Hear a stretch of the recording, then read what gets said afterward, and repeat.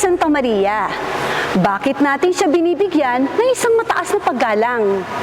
Bakit namimintuho sa kanya ang mga Katolikong Kristiyano? Mula sa Ebanghelyo ni San Lucas ay mababasa natin na ipinakilala si Santa Maria bilang ina ng tagapagligtas. Isinasaad sa Ebanghelyo na ang anghel na si Gabriel ay isinugo ng Diyos sa isang dalaga na ang pangalan ay Maria.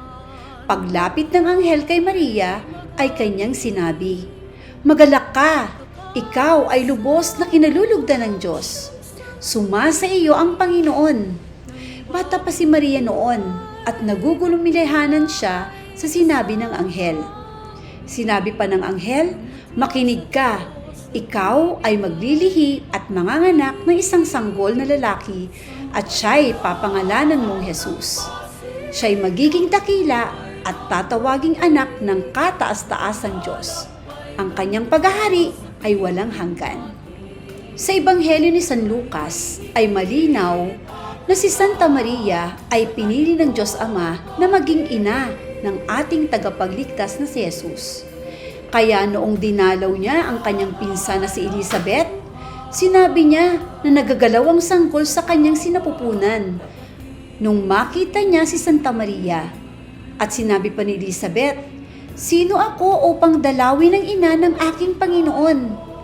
Pinapatunayan ng Ebanghelyo na si Santa Maria ay ina ng ating Panginoong Hesukristo at ng ating tagapagligtas. Si Santa Maria ang unang tumanggap sa ating Panginoong Hesus at mismong sa sinapupunan pa niya. Kaya siya ay tinatawag na unang tabernakulo. Ang kanyang tiyan ang unang naging sisidlan ng banal na katawan ni Jesus. Tinatawag din natin siyang ina ng simbahan, sapagkat inihabili ni Jesus ang simbahan kay Santa Maria.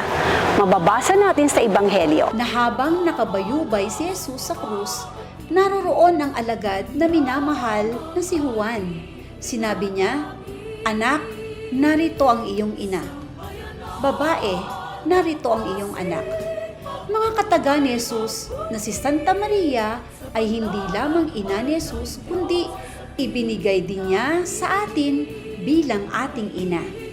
Ito ang dahilan kung bakit ang mga Katolikong Kristiyano ay namimintuho sa ating Birheng Maria. Si Santa Maria, ang santa na may pinakamataas na pagpaparangal sa mga santo at santa. Hyperdulia ang tawag dito, sapagkat siya ay ina ng tagapagligtas at ina nating lahat. Si Santa Maria ay anak ni San Joaquin at ni Santa Ana. Tuwing ika-8 ng Setyembre ay ipinagdiriwang ang kanyang kaarawan. Itinuturo sa atin ni Santa Maria na sundin ang anumang ipinag-uutos ni Jesus ng buong kababaang loob. Ay ng Diyos at